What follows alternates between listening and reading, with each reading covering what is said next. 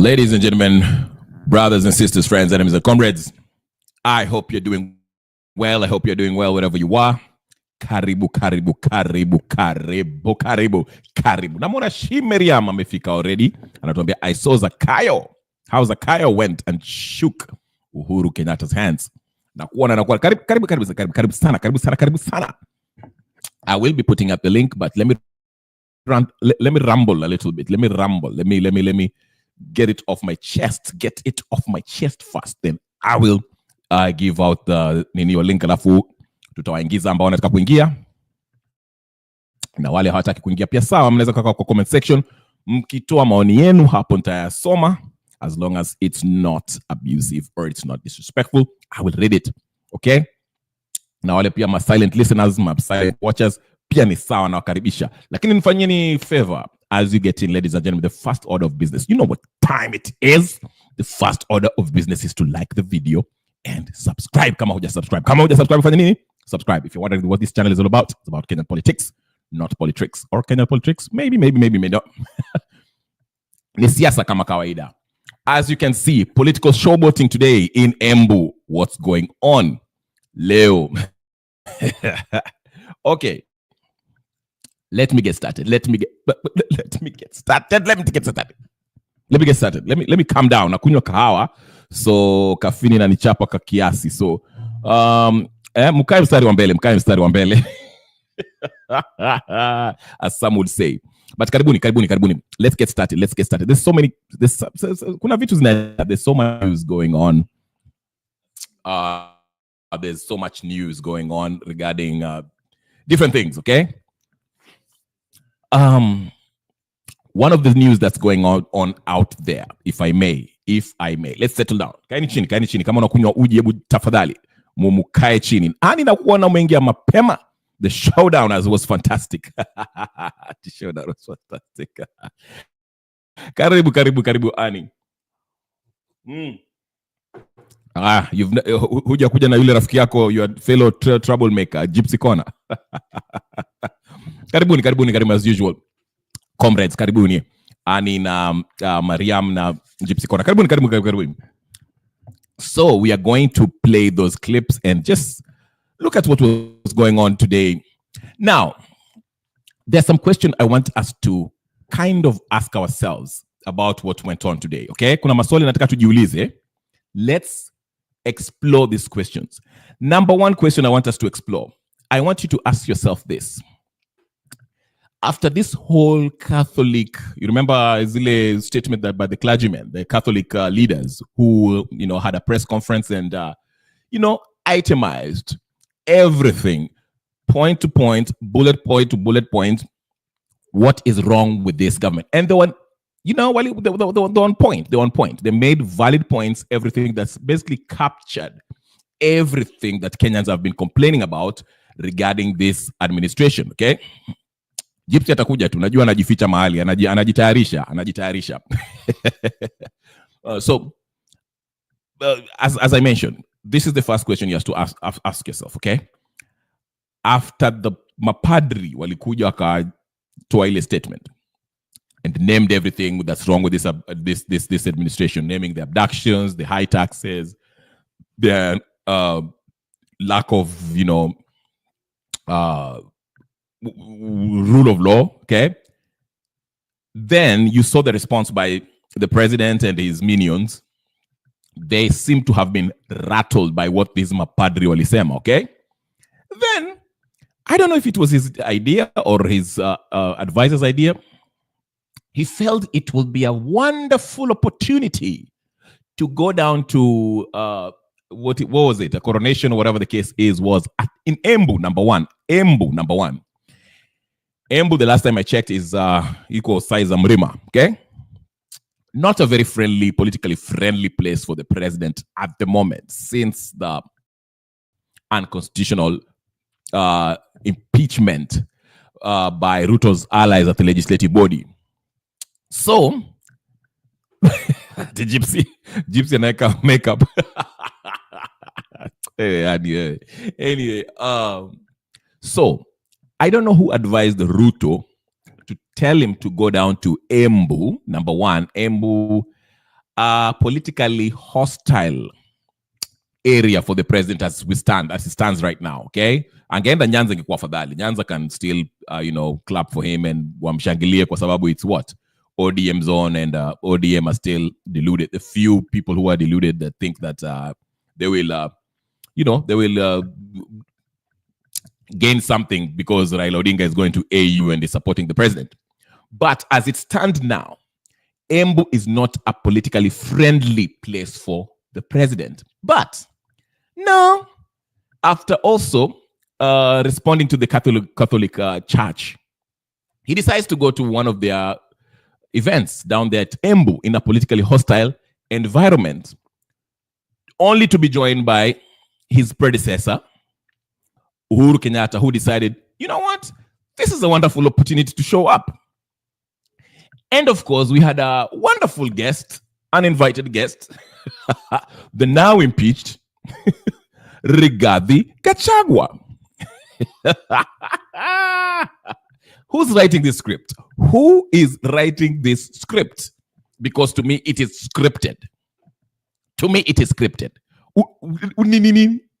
Ni kama tunagombana fulani na watu wa Mlima, alafu watu wa Mlima wamenichukia, na padri, nimegombana na padri huko, mapasi, or whatever the case is, na alafu mmoja wao alikuwa na graduate kwa bishop or priest or whatever the case is, na inafanyika huko Mlima, na ni decide niende huko kwa Mlima baada ya kugombana nao na nimejua niliwakosea. Then I go there and my former inaitwaje, subordinate ambao nilimfukuza kazi, well, he didn't, but kind of he did, akajitokeza. What was he expecting to happen? But to me, I want to look at it in its totality, because to me, I suspect this is just political showboating. Not only on the Rigathi side, but it's kind of their want to, I told you, I'm an eternal skeptic, okay? I'm thinking, easy in my script. This is a script, and it is done deliberately to paint a certain narrative. Because you have to ask yourself, was it necessary for Rigathi Gachagua to show up in that event? Was it necessary for Uhuru to show up in that event? Okay, I get it. That whoever was becoming a bishop was his friend, personal friend. I get that part. Was it necessary for the president to actually go there? Was he invited? Did he not have that on his itinerary days ago? Because from my understanding, these presidents, they always have their events, their plan. They have their whatever planned for the month, where he knows this week on Tuesday nitaenda Embu, I'm supposed to go to Embu to do this project. On Friday nafaa kwenda Kisumu nifanye hivi, on Monday nafaa kwenda. Why did he choose to go up there knowing very well he's at odds with, one, watu wa Mlima Kenya, two, the church, especially the Catholic Church, after having that whole verbal spat with them? Who thought it was a good idea? Isn't this a script? That's why, to me, I'm suspecting this is a long con game. Long con game. Let's get to the matter. Because I know maybe some of you live under a rock and never saw what happened. I'll just play some clips and see, because Ruto, I mean, yani kuna wakati alikuwa anajaribu kuconvince watu, people just did not buy whatever he's saying. It was, I won't say sad, it was embarrassing. Let me say that you use that word. It was embarrassing for him. Terribly embarrassing for him. Meanwhile, before I play that clip, I want you to keep this, Nino. I want you to keep this in mind. Today, Leo, just today, okay?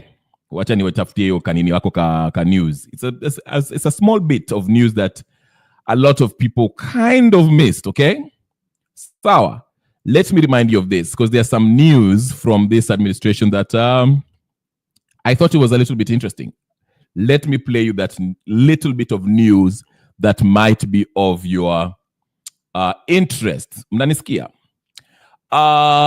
Evans Kidero, you remember him? Anybody remember Evans Kidero? Kuna mtu anamkumbuka Evans Kidero? Evans Kidero, okay? Kidero, the former Nairobi governor. Gypsy ametwaliza. Gypsy ametokea. Yeah, viva. Alimaliza makeup, ameshaeka makeup. Ndio huyo ani rafiki.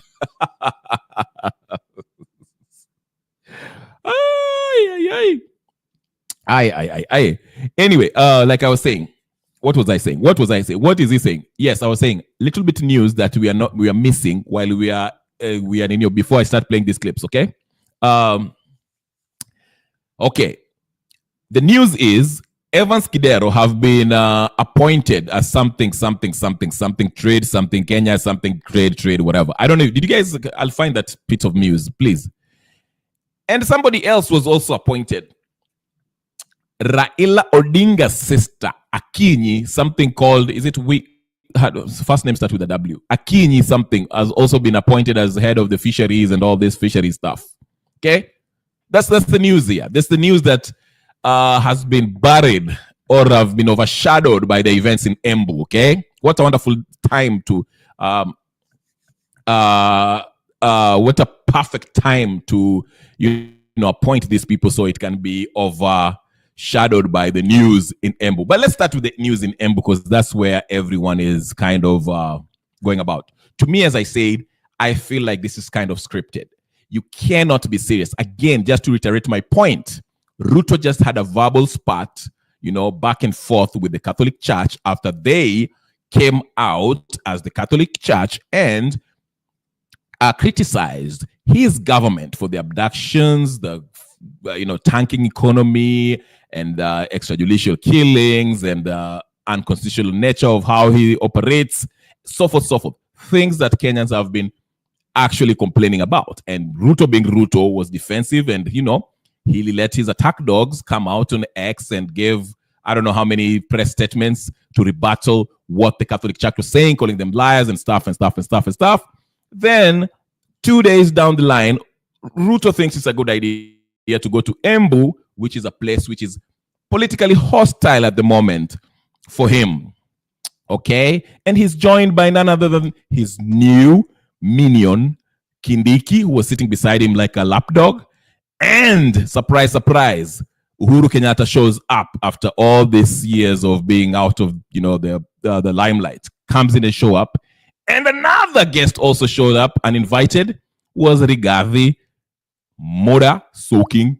Gachagua showed up too, okay, with his wife Dorcas, okay? So, what an event. Let's go about it. Let's get to it. Let's get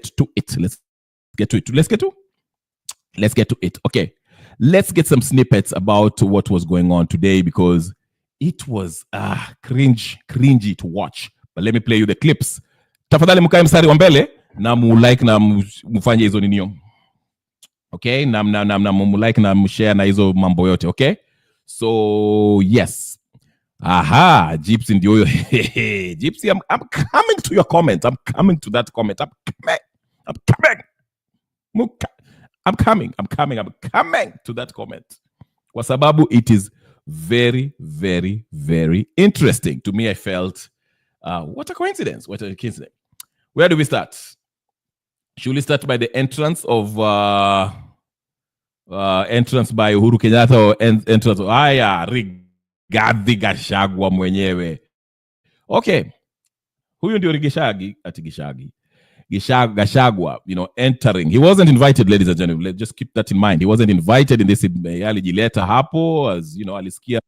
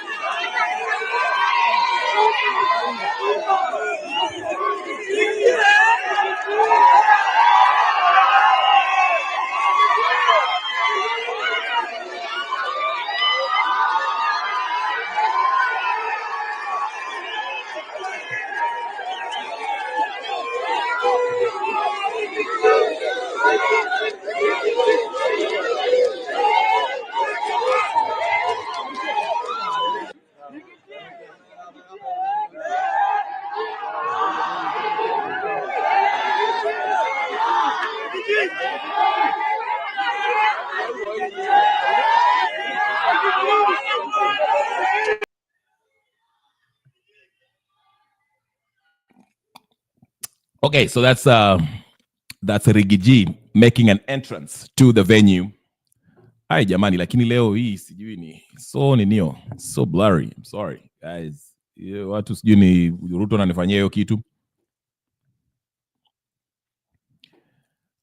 You don't think so? Sawa sawa. Ni sawa, si lazima, I respect your opinion. Unaweza kuiona kwa njia tofauti. Okay, so let's get to the little snippets that we had from anaitwa nani, Uhuru Kenyatta. He was also cheered on when he was coming in the event. Let's just watch the whole the snippets. I'm just playing the snippets because their speeches were kind of long, and we can't sit here the whole day listening to their speeches because there's nothing important they're saying anyway.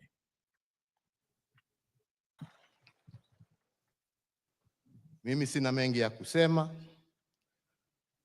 Najua mimi sasa siku hizi mimi sina mastori mingi. Mimi naangalianga tu TV.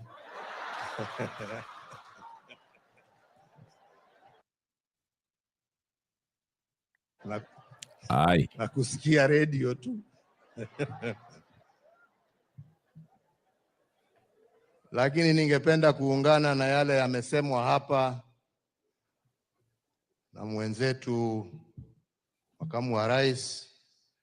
Tuombee nchi yetu, tuombee amani, tuombee uwiano kati ya viongozi na wananchi. Tuache mambo ya ukabila na tupendane. Sisi wote ni wa Kenya, na Kenya haiwezi kufaulu watu wakiwa na utengemano, wakiwa watupiana maneno, wakiwa hawaheshimiani. Vile tumesema bishopu hawaheshimu, nyinyi mtarudisha hiyo.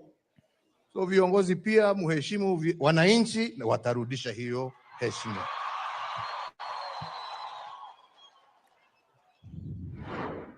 Yes, Uhuru said, because before that, just to put context into what Annie is saying, Uhuru alisema ati alileta bahasha ya white because the mzungu bishop was talking about, we know about all the brown envelopes.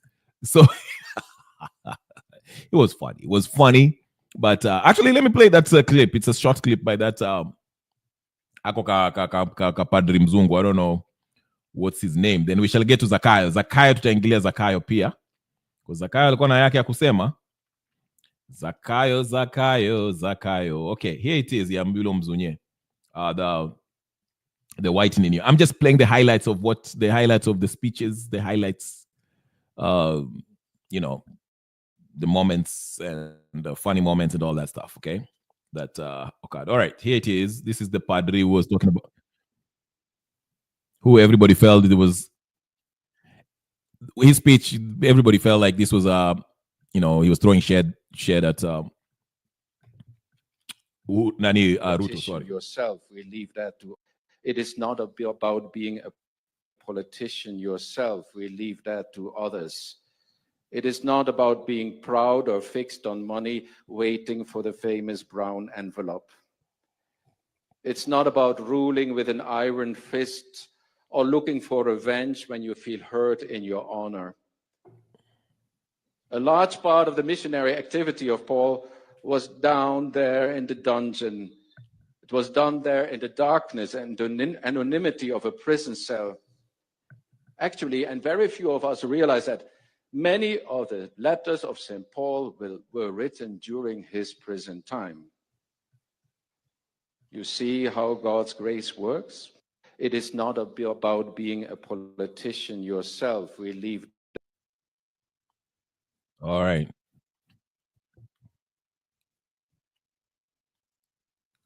So after saying something about that brown envelope, of course, nani Uhuru alikuja akasema ati mimi bahasha yangu ni ya white, si ya ile ya brown, which was a nice rebuttal, funny, but you know, we get the point. Uhuru Kenyatta. Uhuru Kenyatta also was being cheered on when he was coming in. I'm coming to Zakayo. I'm about to play the Zakayo part, which was cringeworthy, but we shall play it nevertheless. Zakayo.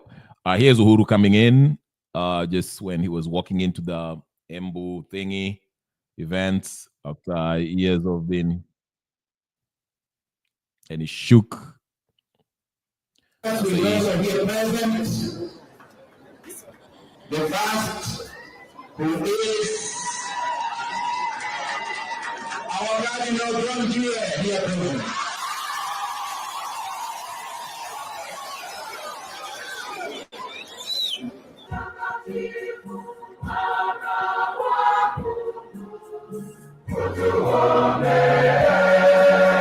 The suicide rate of people incarcerated in jails is therefore 3 times higher. Prisons make people sick. And there are strikingly similar death-dealing dynamics in the prisons all over the world and also here in Kenya. Rather than regarding Paul as a charity case or as a person to be corrected, the friends, the disciples' way of maintaining social power. This was not so much about being guilty or being innocent, but in fact, the imprisonment of Paul was accepted by his friends and followers as we would call him nowadays a repeat offender. And one can imagine the magistrate hearing about his past incarcerations. He presents it all to Christ and he says, I want to do this for Christ. I want to be with him that I needed today. Father Benjamin was involved in all this, into prison, writing letters, opening our homes to people getting out of prison. Remember, all this happened 2,000 years ago, found guilty and executed. Christ himself, like Paul.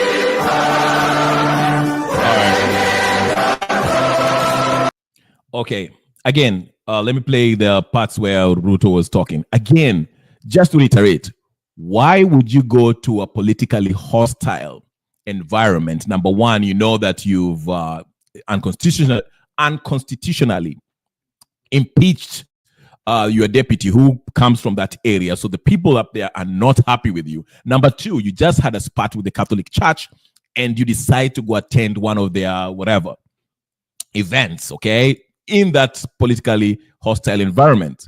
To make matters worse, you probably knew that Rigathi Gachagua will make his way to the event, the very person who you engineered his impeachment, okay? And you carried out your mini-me, Mr. Kindiki, along with you. Then there's the ex-president, Uhuru Kenyatta, who you were meant to believe that they were enemies. They don't get along with Ruto. Here he is. He decides this is a perfect day to show up in such event. Who is writing the script? To me, this is scripted. This is a long con game. You might disagree with me. I respect your opinion for disagree with me. But to me, I've always said this. All these people are in one group. In a political con game. Want to enjoy what they are. I'm not buying it. I'm not buying.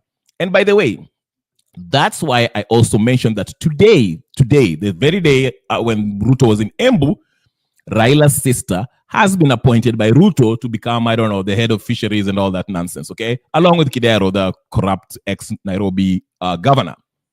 You see what's happening? So, Raila amepata ndio huyo amepewa sister yake amewekwa hapo kwa the head of I don't know what. And these people are making up at Embu. But let's get to Nani. Let's get to what's happened. What's his face? Zakayo. Zakayo's shenanigans. Let's get to Zakayo. Zakayo. It's time for Zakayo. Let's listen to Zakayo's speeches and how he was kind of booed. And no one wanted to hear what he had to say because he was ridiculous. Tuingilie. The first one, let's start with this one right here. I think this one is Imekuwa wiki mzuri sana kwangu na kanisa la Katoliki.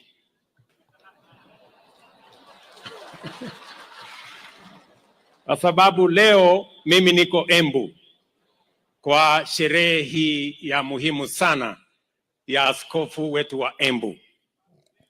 Jana nilikuwa katika graduation ya Tangaza University ambayo inasimamiwa na kanisa letu la Katoliki.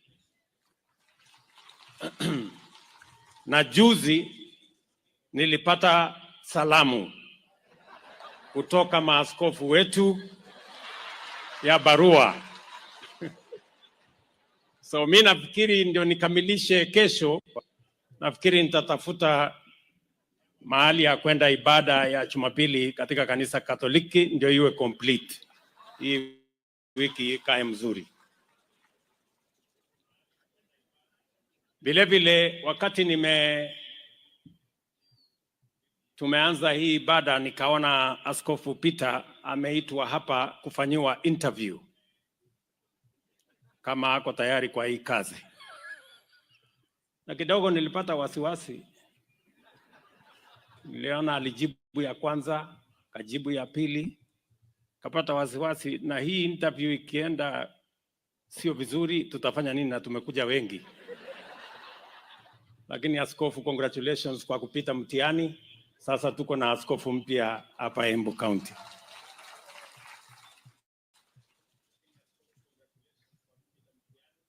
Vile kanisa wametueleza, leo sio siku ya kuongea mambo ya maendeleo na siasa. Nashukuru gavana wetu amesema kwa niaba yetu sote, mimi nitatafuta nafasi yangu nikuje nilale hapa Embu ndio tupange mambo ya maendeleo. Yeah, the mambo ya maendeleo. Who's still buying that? Yeah, that was just one clip of that. There's several clips of Mr. Ruto. Okay, let's see this one. Tunaajiri walimu wengine 20,000 ambao watatusaidia kusomesha watoto wetu tukisonga mbele. My friend, the fourth president uliniwachia ile kazi ya affordable housing. Mimi sasa nasukumana na hiyo affordable housing. Hata hapa Embu tayari iko 80% ambayo tumefanya. Tunajenga nyumba 1,160 tayari inaendelea sehemu tofauti katika taifa letu la Kenya. Na hiyo kazi nasukuma kwa sababu ndio itaweza kutupatia nafasi ya ajira na iweze kutusaidia kupeleka taifa letu la Kenya mbele. Vile vile katika mambo ya matibabu, jana tunazungumza mambo ya matibabu ya universal health coverage. Oh my goodness. Mimi nikitoka hapa saa hizi, mimi nitapitia kwa hospitali hapa Embu, kwa sababu nataka nihakikishe ya kwamba vile tulikubaliana na hawa wananchi, mambo ya matibabu isiwe starehe ya watu wadogo, iwe ni haki ya kila mwananchi wa taifa letu la Kenya. Na hiyo kazi nitahakikisha, kwa sababu tulianzisha pale ikawa na matatizo, lakini mimi nataka niwahakikishie Wakenya na niwahakikishie wa maaskofu wetu, vile wametusaidisha kwamba kuna makosa hapa na pale, hiyo makosa tutarekebisha, kwa sababu universal health coverage is a must do, because indeed it will make the difference and make sure no citizen is left behind. I mean, it was so bad when he mentioned the shifting. I mean, he couldn't even finish his sentence. People were just like, no, no, enough of your bull, enough. Like, just listen. One last time. One moment.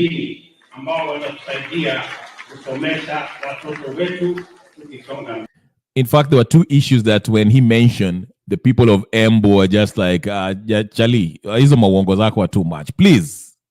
It was one, hiyo mambo ya affordable housing, when he say, Rais uliniwachia kazi ya ninio affordable housing, then hiyo mambo ya healthcare. Just watch carefully.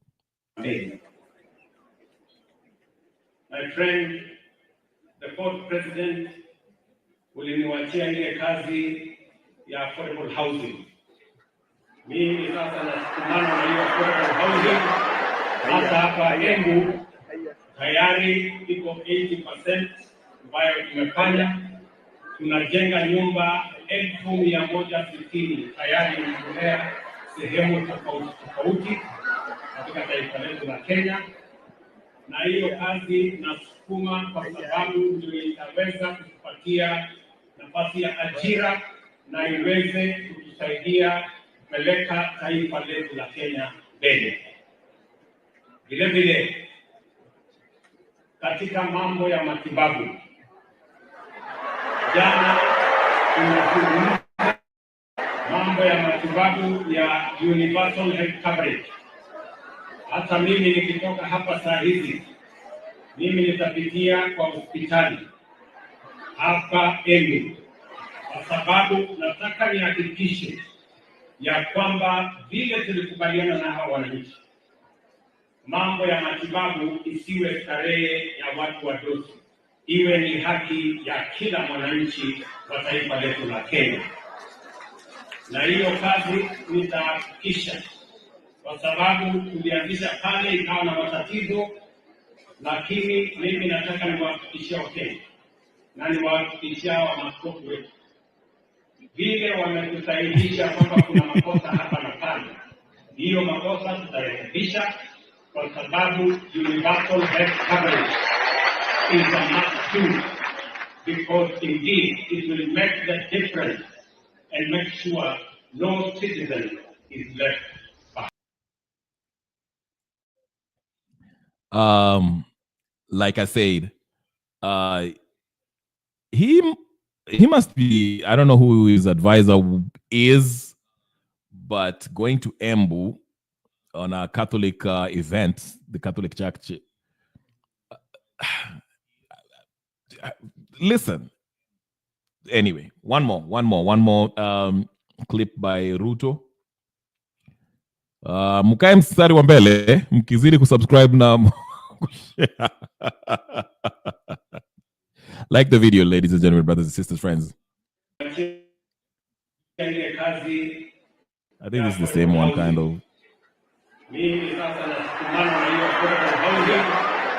Hapa Embu tayari iko 80% ambayo tumefanya. Tunajenga nyumba 1,160 tayari imetolea sehemu tofauti katika taifa letu la Kenya, na hiyo kazi nasukuma kwa sababu ndio itaweza kutupatia nafasi ya ajira na iweze kutusaidia kupeleka taifa letu la Kenya mbele. Vile vile katika mambo ya matibabu, jana tunazungumza mambo ya matibabu ya universal health coverage. Yeah, I think we played this one.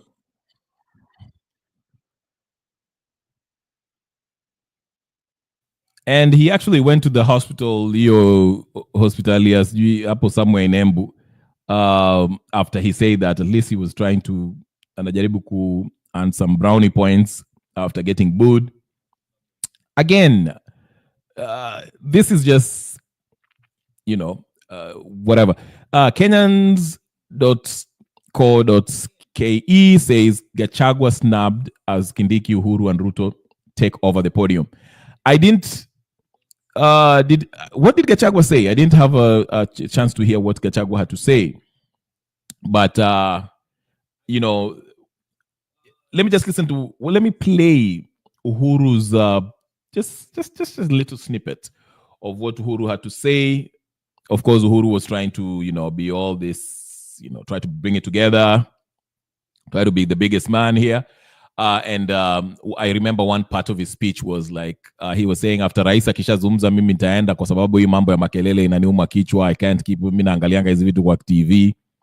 basically saying, I'm not with the drama or whatever the case is. But yeah. Anyway, let me play Uhuru Kenyatta's.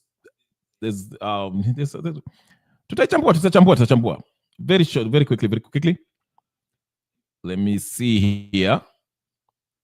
Here's Uhuru's part. Ningependa kuungana na yale yamesemwa hapa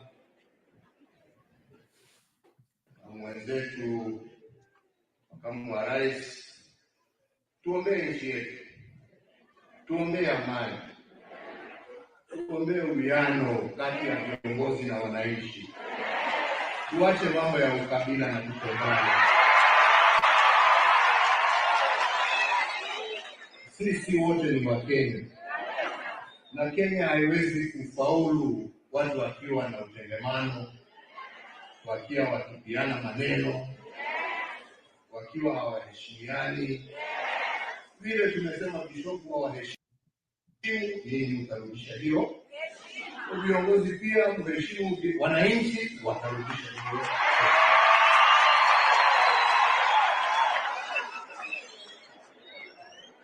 Kwa hivyo mimi nataka nifikishie hapo, my friend, my Lord Bishop. Unajua sasa hata kama wanakukaribisha hapa, mimi nimepoteza rafiki, siwezi kuwa na mtu nitakuwa tukicheka na yeye. Sasa namuogopa kwa sababu najua amepandishwa cheo, anaweza kufunga maombi huko juu. Nitakuwa namwangalia sasa kutoka kwa mbali, kwa sababu sasa amekuwa mdosi. Lakini nataka nikuhakikishie, ukisha settle down, anytime unaweza utualike, tuje tuungane na wewe na wenzetu wa Embu, tujenge kanisa la Mungu. Sisi tuko tayari na tutaendelea kushirikiana na kuhakikishia mimi sitalete siasa kwa kanisa. Mimi nikuja mchango tu ama yale mengine utakuwa unanisikia. Kwa hivyo anytime, always feel free kutukaribisha, na sisi tuko tayari kuja kusimama na wewe na wenzetu wa dayosisi yako mpya, kujenga kanisa la Mungu na kufanya yale ambayo yatatakikana. Nikimalizia kwa sababu ya mvua. Anyway, so that was just a snippet of what Uhuru Kenyatta was saying, was talking about. He was more, trying to bring it together, make, the usual, trying to sound like a statesman, to kuwa pamoja, to respect others, whatever the case is. But the takeaway is this, the headlines, of course, is that Ruto's lies were not received kindly by the people of Embu.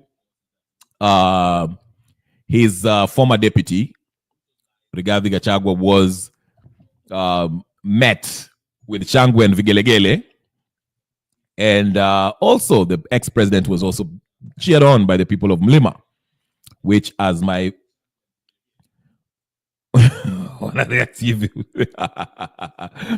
Annie is saying on the comment section, ukiona wamama wa ushago wana react hivi, it's quenished.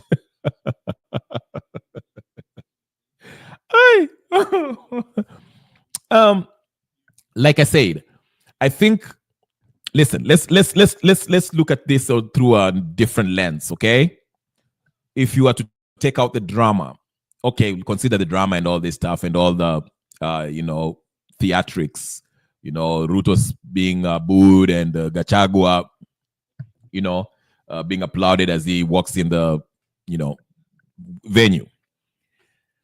This is to paint a narrative. What narrative are they trying to paint? Here is the narrative. Ruto, you are rejected by the people of Embu, which is quite, accurate, okay? People, it's not only in Embu. Ruto does not enjoy any support anywhere in the country except Rift Valley. Don't be fooled by these people who he goes to when he goes to Nyanza or Coast or whatever the case is. Those people are paid to go clap and, but the real support It's all in Rift Valley as of now. And even the Rift Valley, not 90%, not 100% that agree with him, because that's how bad it is. But the narrative I'm trying to paint here is this. Now they are trying to make Gachagua the favorite. I'm not talking about the Mount Kenya people. I'm talking about the elites, political elites. This is my view now, okay? This is not, don't take it with a pinch of salt. Now you are right, you have every right to disagree with me, okay?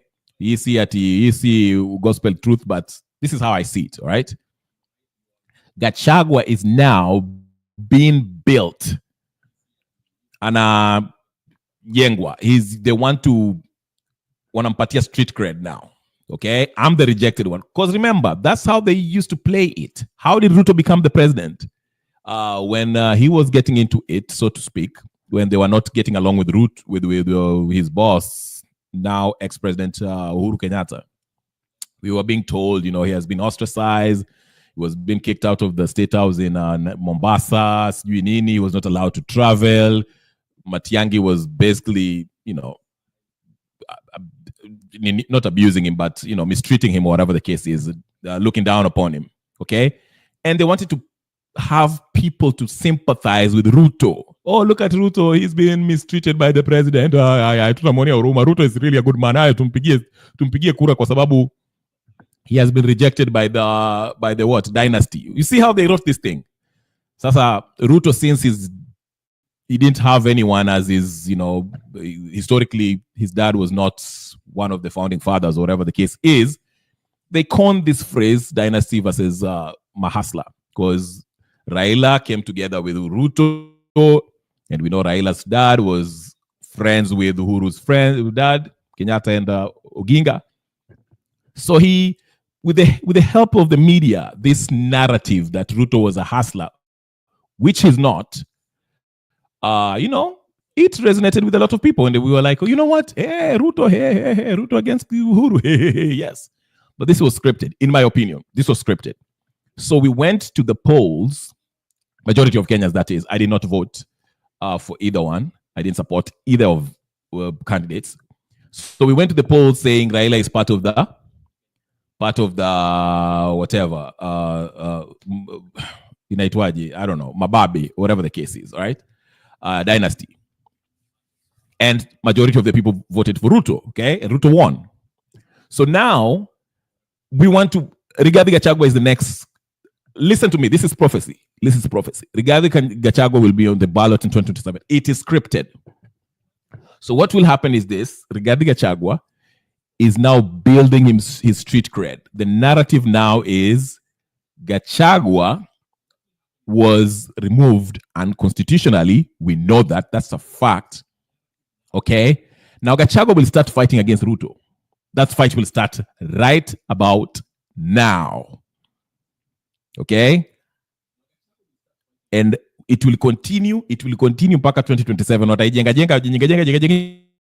So it will be probably Gachagua in one side versus Ruto on the other side. Maybe Ruto with Raila on one side, Gachagua with Kalonzo and all these other people on the other side, okay? And we shall give Gachagua sympathy vote the same way we gave Ruto the sympathy vote. There's a clip I always say here. I try to find it on the internet and I cannot. Like I always remember, if somebody has it, please go find it. There's one day when Uhuru Kenyatta was the president. He was, of course, inebriated, drunk, and he started saying, kumi yangu, nikimaliza kumi yangu, kumi ya Ruto, alafu huyo akimaliza, Gachagua, alafu, then he stopped himself before finishing Gachagua, because he was about to say Gachagua, and I was like, so this thing is planned, eh? And if you want to know that it was planned, okay, 2022 sin Raila alikuwa anasema ameshinda. Why is he settling for nani? He's settling for letting Ruto to become president. And again, I always ask this, if Uhuru really hated Ruto, why did he give the instruments of power, pass on the baton? Why did he give him power? Why did he give up the sword? Like I said, I usually make the point. If Uhuru really hated Ruto, angesema this election was a sham, Chebukati amefanya ile kitu, I'm not giving up this power until we have another elections. Until then, let's prepare for another elections, vitu zirekebishwe, then we shall, mshindi akipatikana nitaninio. But he gave whatever the power. And look at them now, wanashikana mkono. These people are not enemies. I'm telling you, I keep on telling you, it is the people who are wanachezwa. The people. And they're using tribes and izinini to play us along. Salasia says something, just to switch gears a little bit. I'll come to your comments really quickly. There's a certain realization dawning on a lot of former ODM supporters. Their eyes are being opened. God is taking out the scales of their eyes, okay, opening their eyelids to see politically the conmanship of one other than Raila Odinga. Selassie was giving a speech and he was exposing, he was speaking some truth. I know he's not the sharpest knife in the kitchen, but sometimes he speaks sense. I'm not saying that he usually speaks nonsense, but I think what he said was interesting. Let's listen in.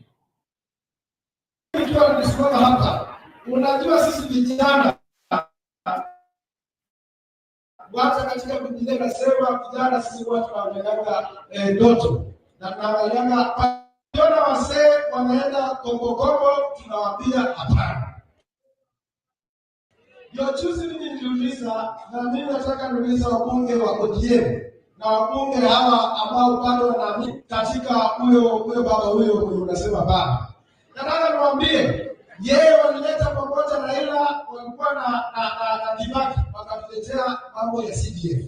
And the main function of CDF was to empower members of parliament so that they can be independent, oversight the executive without fear or no contradiction or whatever the English that is saying.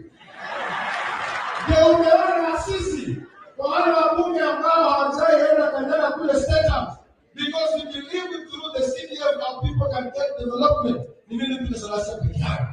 Na kama wale wabunge ambao walikataa kupigia ile finance bill, ile maneno ya Gachagua, mimi hapa. Lakini nashangaa juzi akienda anatuambia atataka CDF itoke. Na yeye alafu kwa sababu ati sisi atuwabunge tukue kufanya kazi ya oversight. Mimi nataka niulize watu wa ODM. Mkiwa mnasema ukweli, kama kweli baba anasema na believe mambo ya oversight, bora aliuzia Ruto wale wa ODM wake members wake mbele. Lazima tuambie ukweli. So you cannot talk about the issues to do with the oversight when you are still giving your members unawapatia na handover kwa rais ataweza kusaidia kupush agenda ya mambo ya siasa hapo ndio nasema. Sinasema kweli. Na yeye bado anasema hivyo, yeye anasupport mambo ya dana. Ndio tumesema mara hii sisi hatutaenda hiyo safari ya kuweka kwa mnanda na mtu mwingine. Sisi kama chama chetu nataka niulize bwana Bindi Maskapa, yeye ndugu yangu na wewe rafiki yangu sana. Uheshimu huyu mheshimiwa Ejinga Mbarwa, wewe heshimu baba yako.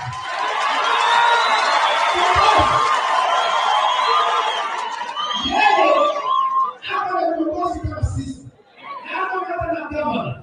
Sasa kwa hiyo nataka ukimuuliza hapo kwa kijiji kuna mheshimiwa chakula hapa kwenda mbele.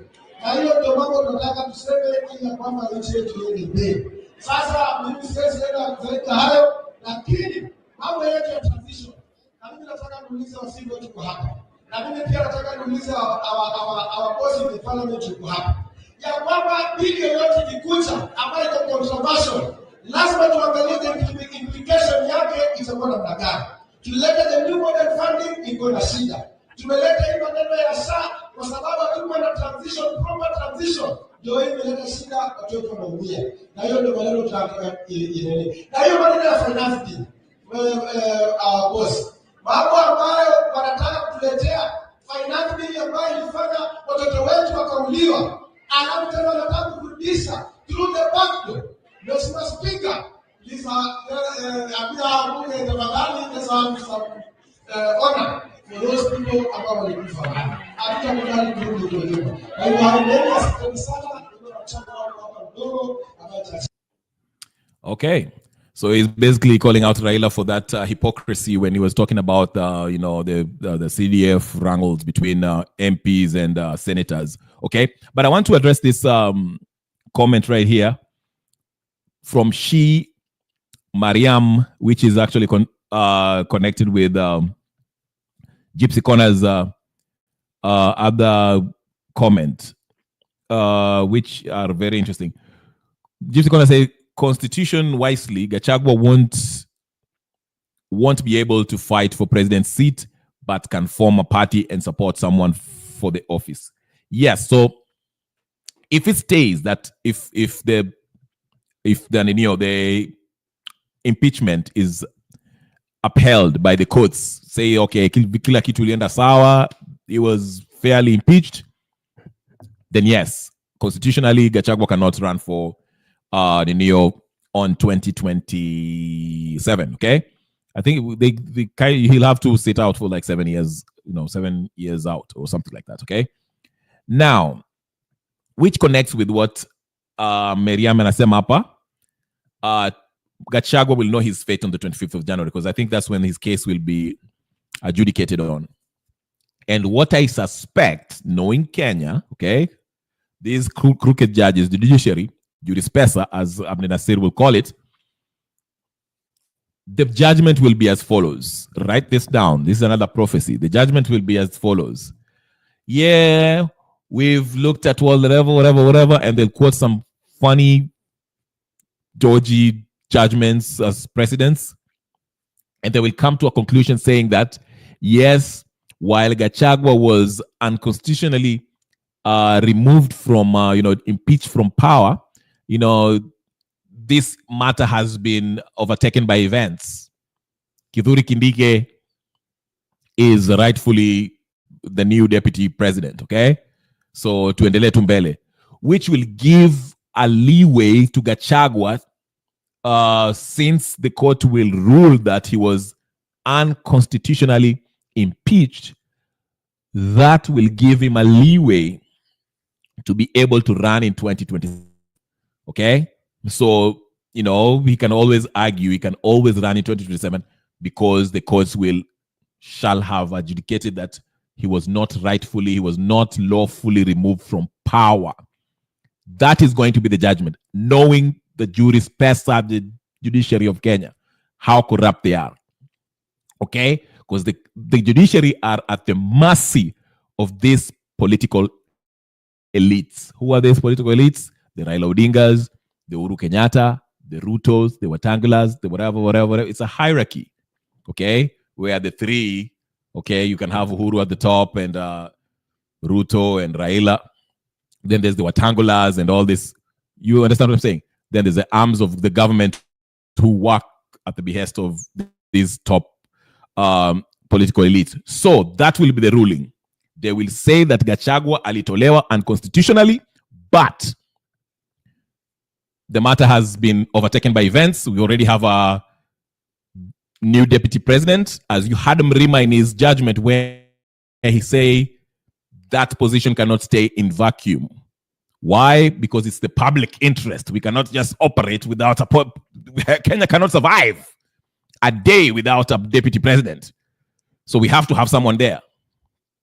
These judgments are connected, as erroneous as they are, as ridiculous, ludicrous, unconstitutional, not backed by any article of the Constitution. That will be the judgment that will make. I bet you, I can bet my house right now. Mtaona. Watasema zaka nani Rigathi alitolewa unlawful. The matter has been overtaken by events. So nani, like Mrima said, we had to have a deputy. It was in the public interest to acquire a deputy president. That's why Kindiki aliwekwa hapo. But they'll say Gachagua is free to run for president in 2027 since he was not constitutionally impeached. Okay? Write that down. Only prophecy. Knowing how dodgy, corrupt the judiciary, Kenya judiciary is, I bet you that is going to be the the judgment, okay? Because they have to fulfill these things. Hao watu wakishasema washapanga. Again, whether Raila goes to AU or not, Raila will come back and play his part, okay? Raila's part will be maandamano. Of course, he's the maandamano guy. He's not going anywhere, okay? AU ikimshinda atakuja hapo na ninio kuleta makelele hapo. Atangoja knowing that he's going to lose. He's going to lose. Now, he will be in the ballot. He'll be in the ballot. Raila is going nowhere. He'll be in the ballot 2027. Even if he's third, fourth, or last, or even win it, he ataenda maandamano after maandamano. Negotiate vile na negotiate sa hizi sistaki akwae the head of fisheries. Speaking of which, let's get to Ninio. There's just news that I just saw on Twitter right now about the appointment of Kidero. Kidero nikawa watu wamemsimamia wameenda kotini wanasema huyu jamaa hafai ku run for president. I mean, he cannot have that position that he's holding. So let's just look at that really quick. Because like I said, while we are all talking about this drama, like Gypsy have told us, you cannot run away from drama because Kenya politics by definition is drama. But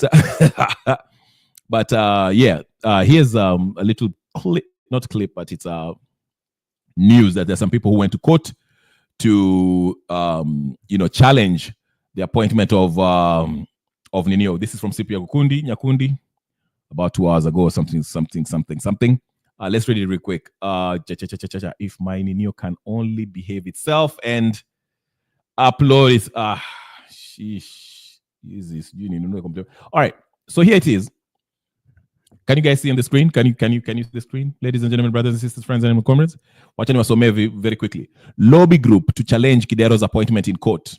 A human rights lobby group is set to petition the High Court to revoke the appointment of former Governor Evans Kidero as the chairperson of the Kenya National Trading Corporation.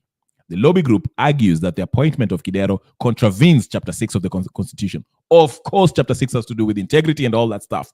This man has been corrupt, looted Mumias, to use Miguna's words, looted Mumias to the to the ground, looted Nairobi. Nairobi is not a growing concern anymore. Anyway, let's continue reading. Kidero was appointed as the chairperson of the board of directors of the Kenya National Trading Corporation for a period of 3 years. The appointment takes effect on the 15th November 2024, consequently bringing an end to the tenure of Hussein Tene Debasso. The former Nairobi governor is battling various court cases, including allegation of irregular acquisition of public funds during his term as Nairobi governor. This has extended to the courts, granting the Ethics and Anti-Corruption Commission the mandate to probe his 6 bank accounts. This man has 6 bank accounts. Akona kesi ambayo has to do with do ambayo zinaingia, we don't know where they're coming from. And this is the guy that Ruto appoints to be what? What's the name?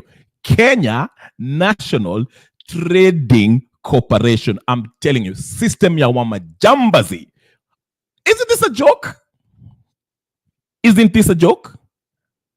It's not even funny anymore. Nakwambia, easy ni jokes. So anyway, kudos to the human rights people who went and intervened that. Now, again, I mentioned today, these are the news that no one was talking about. Kidero has been appointed. I'm yet to find that in Pia sister Ke Raila said. The sister of Raila has been just appointed today as, I don't know, what is it called? As the head of fishery or something. It's somewhere. I'll find it in a minute. It's somewhere. It's just been announced. Now, here's the connection. Here's the long con game, okay? Here's the long con game. Just listen to me very quickly.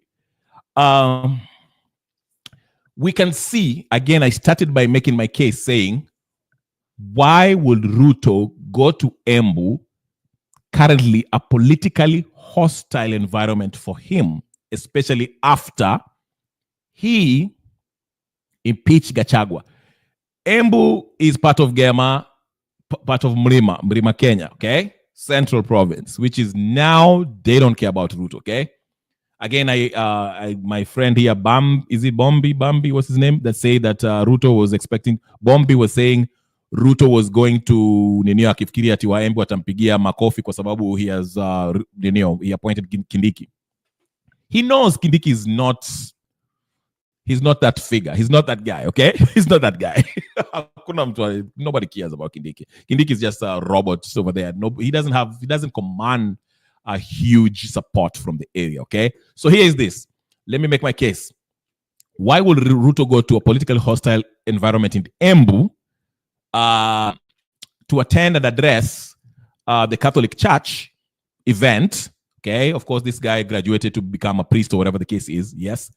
2 days after the Catholic Church criticized his administration for X, Y, and Z. We all know the story. So they've had this spat, but he still went up there for what?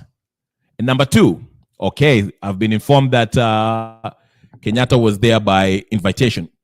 Kenyatta really, okay, how many invitations has he had since he was off the office, out of the State House? Okay, a lot. I understand he probably had his health issues. Rumors is he was in Boston for I don't know how many months because of cancer or whatever the case is. I don't know if it's true or not. Looks like it. He doesn't seem all the way there, like as far as health-wise, okay? But Uhuru decides to show up. He does show up. Then the uninvited guest, Rigathi Gachagua, also decides, hey, what a wonderful idea. It's in Embu. Okay, I was impeached. He doesn't like me, whatever. Let me show up. Just to show him that, yeah, I'm with the people. And also, hey, oe, rigiji, hey, rigiji, oe, rigiji, oe. Why? Okay? Now, meanwhile, while everyone is talking about this, they haven't forgotten our friend, Raila Odinga. Raila Odinga always watches out for his friends and his family, okay? Remember, his friends are those who pay to be nominated for ODM seat or whatever the case is. In fact, I was looking at Omo Shwana, who was talking about that in Jacaranda. Funny. Selassie already is exposing his hypocrisy. But I'm just saying, Ruto has appointed Raila's sister today, along with Kidero. Okay? Kidero is a close friend of Raila. Akinyi, her name starts with the W something, is Raila's older sister or younger sister, something like that, okay? Has been appointed to be whatever. Now you see, these three that I've always said have a relationship. It's a fake political difference that you usually have. Wanajifanya ati wamekosana, but really when it comes down to it, they work together to loot the country's wealth. Uhuru Kenyatta, Raila Odinga, and William Samoei Ruto. But they know how to play the crowds. They know how to play your emotions. They know how to play with your weakness. The weakness of Kenyans is ukabila. So they play into it. So Kenyatta knows he has to play his part and go there, try to sound like a statesman and tell us about how we should stop ukabila, which is a good message. But please, we remember when Kenyatta was the president, there was nothing untribalistic about that man. That man was just as bad as Ruto, if not worse. Then here comes Ruto, the Zakayo, who have looted and sold the Kenya and doesn't care. He shows up there, stone-faced, and tells us about the housing projects that do not exist. Tells about the SHA and SHIF that don't work. Okay? Then we have the murderer from Molo, the DO, Gachagua, who wants people to feel sorry for him. He's there because he knows the crowd will like him, and he shows up walking, waving at people. Hey. Then we had Conman, who was told 2 days ago to show up and talk about the CDF and all this nonsense. And he has his brother, his younger sister or older sister, has been appointed by the very Zakayo to be the head of the fisheries, and his best friend now to become the head of trade corporations of Kenya. You see this kind of nonsense that's going on. All these people are in one basket, the political elites, but they will play this drama, and the media that they control will actually help, okay, juxtapose this nonsense that's going on to perpetuate the very, very message they're trying to put forth. And we are lapping it up, loving it, taking it in. You'll see how people will spend most of their time, especially the news, talk shows, whatever the case, bloggers, whatever, mentioning how the body language of Kindiki, the body language of Kibaki, Uhuru, the body language of Zakayo, playing into this because they hired people to create that narrative, to confirm what they want you to believe. But the truth is, Raila, Uhuru, Gachagua, Kindiki, Karua, Musyoka, Wamalwa, Ruto, all of them are in one political class, and the aim is to play and exploit you and control you, because they work for who?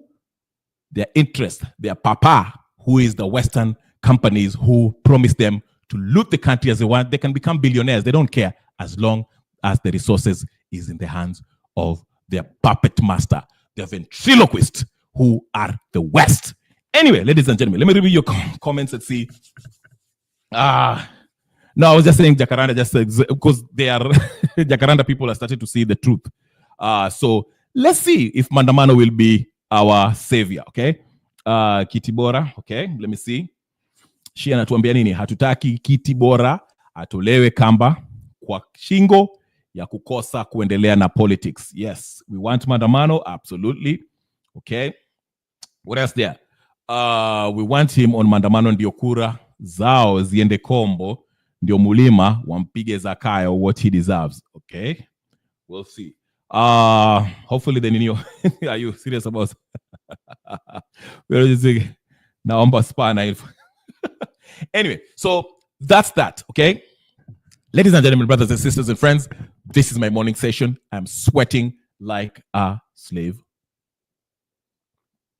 Kahawa chungu, mkae mstari wa mbele, munisaidie, muende, tafadhali like video, na kama hujasubscribe, uendelee musubscribe immediately. Na sio tafadhali, ni tafadhali. Sio tafadhali, ni tafadhali. Sio tafadhali, ni tafadhali. Tafadhali.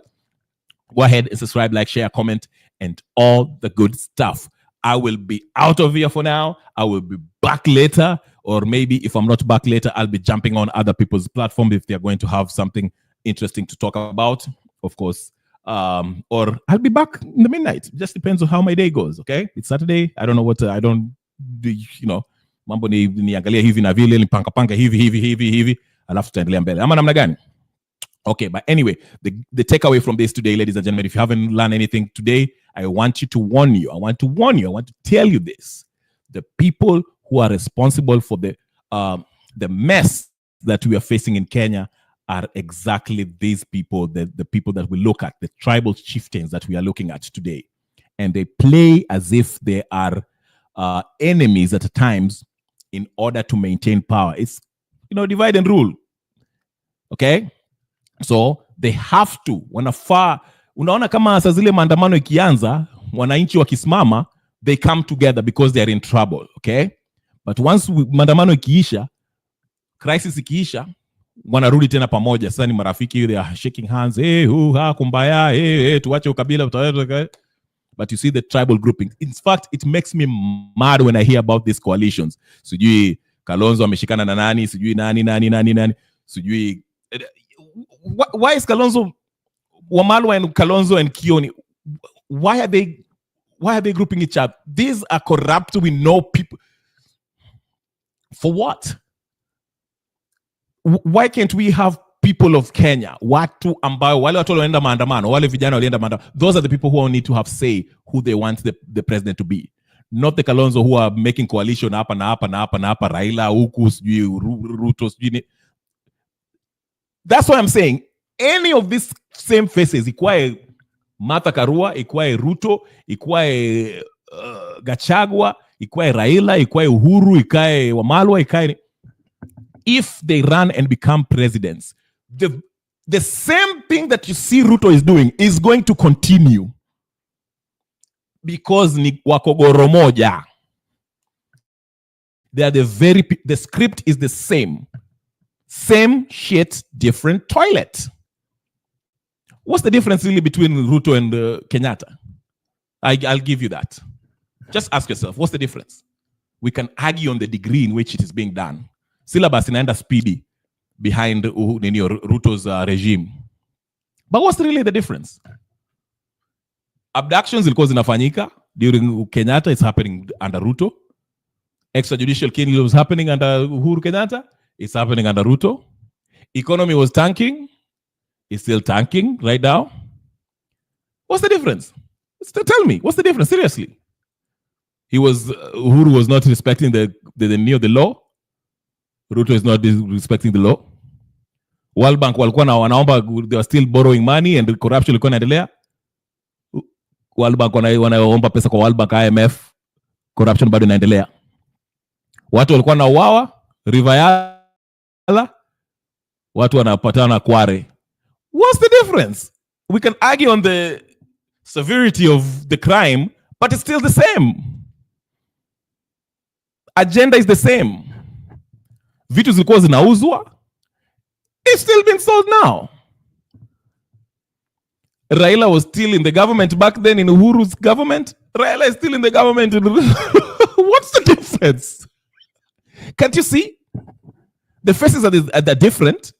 Okay, Uhuru was ni Kikuyu, huyu ndiye alikuwa whatever the case is, Mkalenjin. But the script is the same. Hata ukiweka Raila akuwa president leo, the script will be the same. Hata uweke Martha Karua, the script will be the same. Hata uweke Kalonzo, the script will be the same. Because these are the same Goro, they are same political class that have been bringing this country down. You have to have somebody who's a fresh blood. Somebody will be like the Traores, Ibrahim Traores of this world. Someone who thinks like that. Not this very, I call them Moi orphans, because they're all an offshoot of KANU. It's not different. It just varies in the degree of which they are doing things. Corruption ya Ruto is on steroids compared to corruption ya Kenyatta, Uhuru. But it's the same.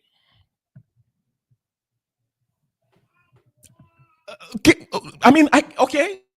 Zakayo anadanganya. Uhuru hakudanganya. Uhuru si alituambia ati sijui atatuonyesha mali yake hiyo ya Pandora Papers. Alituonyesha. I mean, it's the same. They both went to ICC. They were not even supposed to run for president in 2013. You see what I'm saying?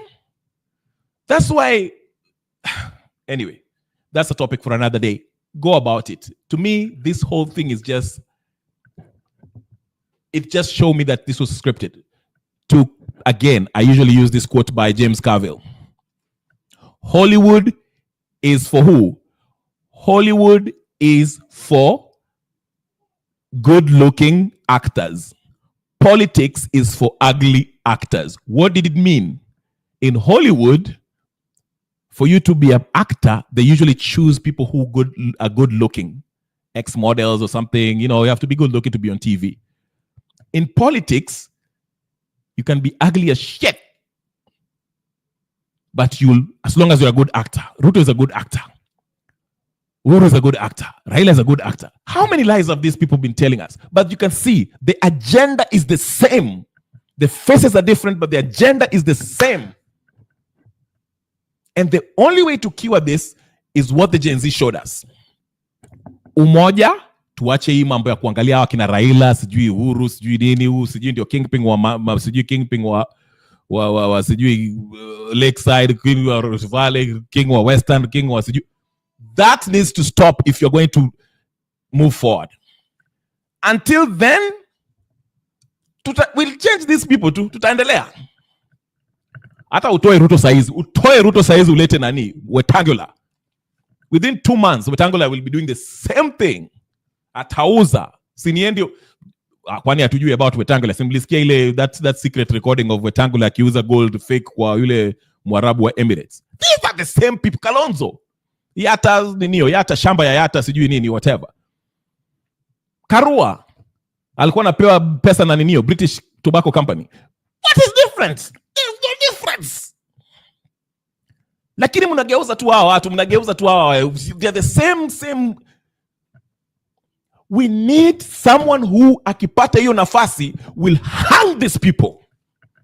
All of them. Weke kwa ninio guillotine. Tuanze na Ruto, Uhuru, Raila, Wamalwa, Musalia Mudavadi. All these people. Wanyongwe.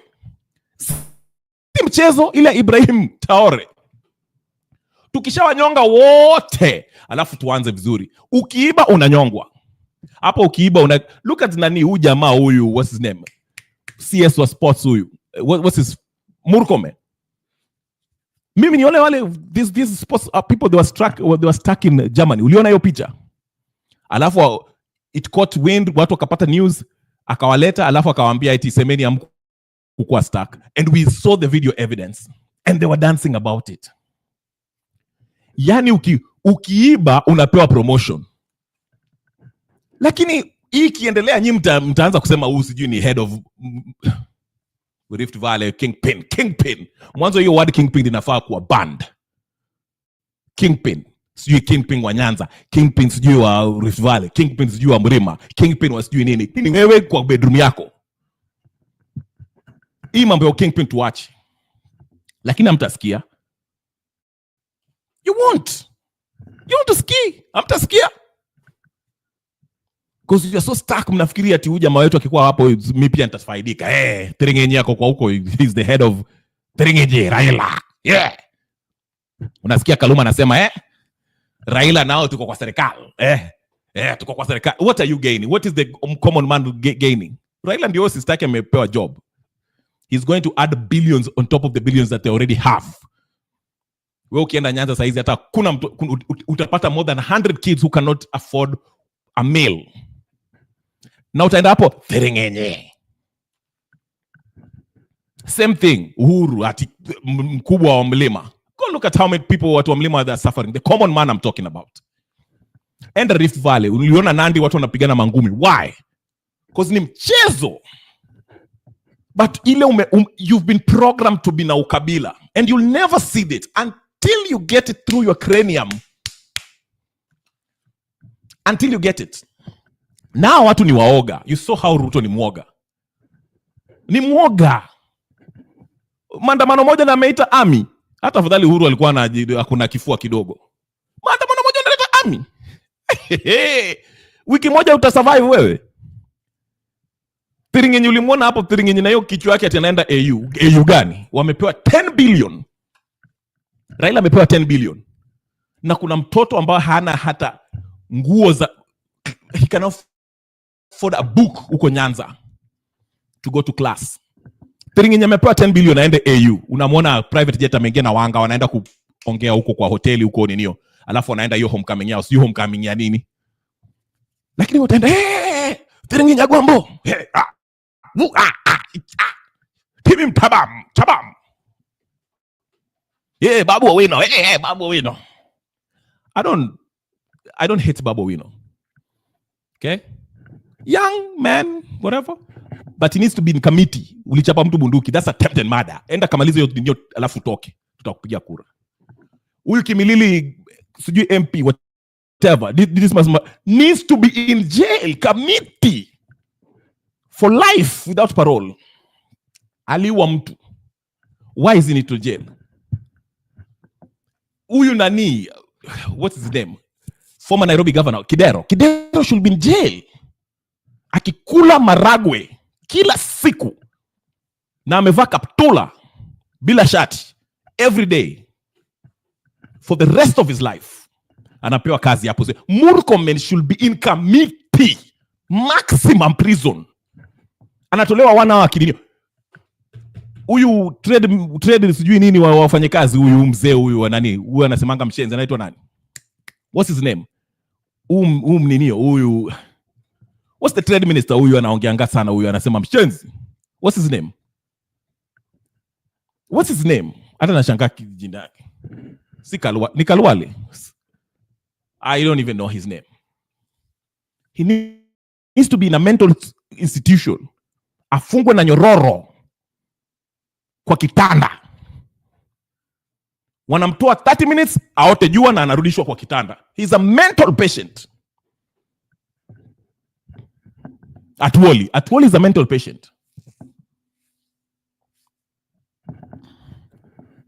Raila should be in a nursing home along with his brother Oburu. Anapewa chai asubuhi na mandazi. Na amekaa kwa room yake. Tunamuita, sasa ni saa ya kudisha. Ruto should be in committee. Martha Karua committee. Kalonzo committee. Kenyatta kamiti, Kioni kamiti, Wamalwa kamiti. Lakini wakikuja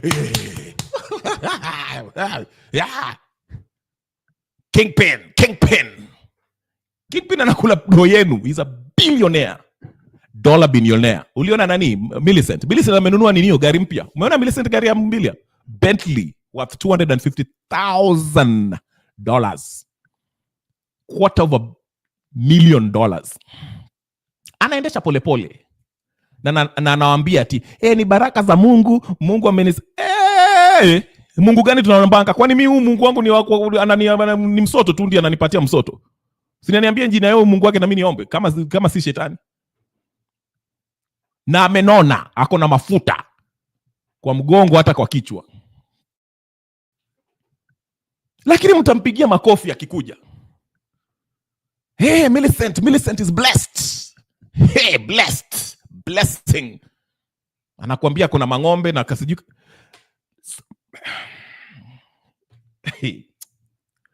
Watu waamke bwana, watu waamke.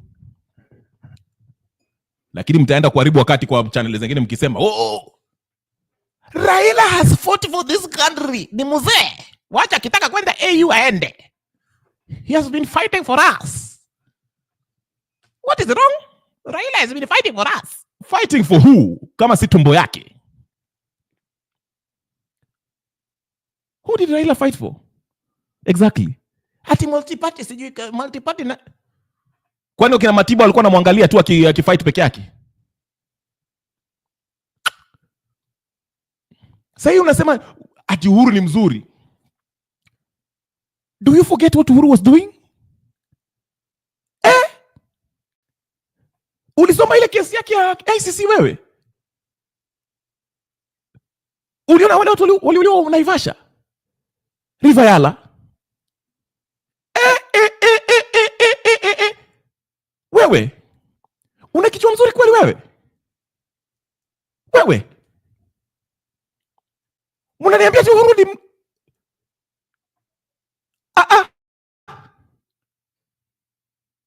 Uko sure?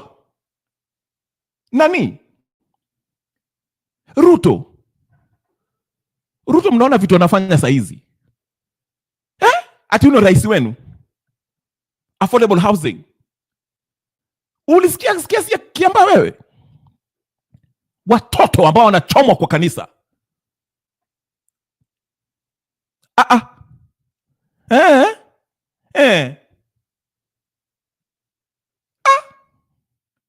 Wewe mko serious?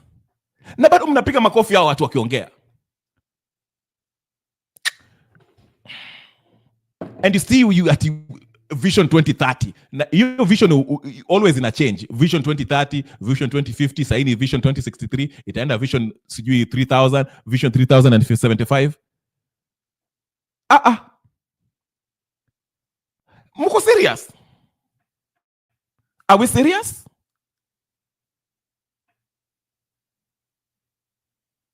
Kuna watu wanasema actually nani?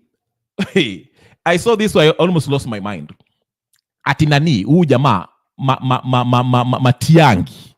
Ati Matiangi 2027. Matiangi ni mchapakazi. Matiangi ni mchapakazi. And you're telling me without batting an eyelid. Ati Matiangi. Do you remember Matiangi, what Matiangi did? I'm not talking about Ruaraka, ile land alikuwa naiba Ruaraka hapo, grabbing land in Ruaraka. Wachana na hiyo mwanzo. Matiangi. Maina Njenga. Ati hao sasa ndio malaika. These are now the freedom fighters mnataka kuleta hapa ati sijui ati hao ndio wataleta maendeleo Kenya. Ati because they are differing with Ruto. Sasa nani? Mko serious lakini nyinyi? Mungu atusaidie. Please God, please. Tusaidie, tufungue macho Mungu. Tafadhali. Mimi hiyo ni ombi yangu.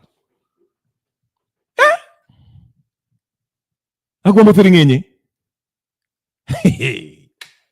Wacha mi nifunge virago. Saa ingine nikifikirianga hizi vitu nasema, naangalia mtu anasema nakusikia. Unaenda channel nyingine mtu anakuambia ati Raila ametusaidia. Baba. Tumbokrat. Agwambo Tringenye. Ayatondo poda.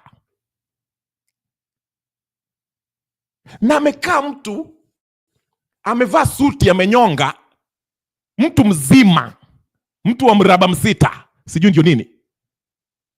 Aliamka akaosha sura, akavaa koti, suti, executive host, amekaa anakueleza vile Raila ametukon, na anasema huyo mzee ni mzee ambaye ametupigania. Bombo clat. Na kuambia kuna watu kama kuna mental illness is real, mental health, nasikianga watu wakisema hivyo. Ati Raila ametupigania. Bombo clat. Nyi merogwa. Mtu aliyekuroga amekufa. So there's no way of unrogering the murogi ambayo imekuingia.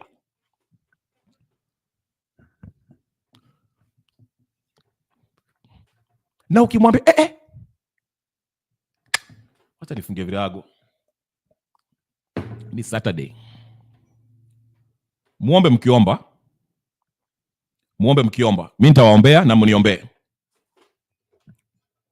Gen Z is the hope. Na Gen Z means Gen zote, si Gen Z ati watu wale wazee. It's not discriminatory. Gen Z is all generation. Hata kama we ni baby boomer, generation X, generation Y, Gen Z, sijui nini, hiyo katikati yao, na wale wanakuja. Wakenya wote mpaka wajitokeze, mushikane pamoja, na muondoe ya hii uchafu iko hapa. Kwa sababu none of them will respect the constitution. None of them.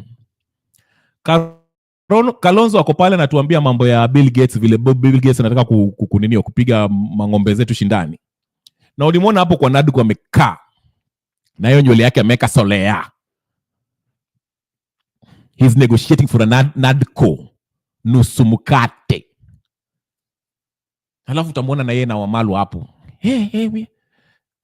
Na watu wengine wanasema Kalonzo 2027. Mungu awasaidie. Yaani mpaka na kuangalia hivi. Unajua kuna, let me be a pastor for a minute. Nilisoma kwa Biblia mahali, kuna siku Mungu, Yesu, alianza kuona he started looking at the umati wa watu and he started feeling sorry for them. He was moved because they were sheep. Akakaa hivi. Of course, I wasn't there, but I'm just imagining. Alikaa hivi, akasema, hao watu.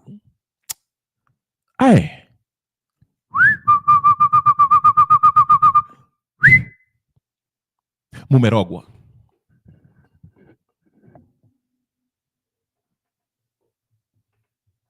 Wacha nifunge duka. It's been 1 hour 29 minutes.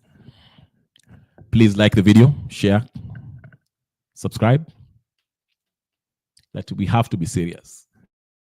Like I said, if you haven't seen it today, you'll see it later. This is a well-scripted event today in Embu. The questions you should ask yourself is, what a coincidence. Ruto goes to Embu, a politically hostile environment, attending an event by the Catholic Church, who he had a spat with. Uhuru shows up, and his ex-deputy president shows up. What a coincidence. It's the headline of the day. You think about it. Are they really enemies? Yeah? And in the same day, Ruto appoints Raila's sister to become the head of fisheries and all that crap. Along with Raila's friend, the former governor of Nairobi, Evans Kidero. Coincidence? Coincidence? You be the judge. I'll leave you with that. Marinate on that until we meet next time. Subscribe, share, like, comment, and put your notification on. So when I come in, you can get a notification. I'll be here. We'll talk. All right? Peace. Pritika Paur, Miriam, Black.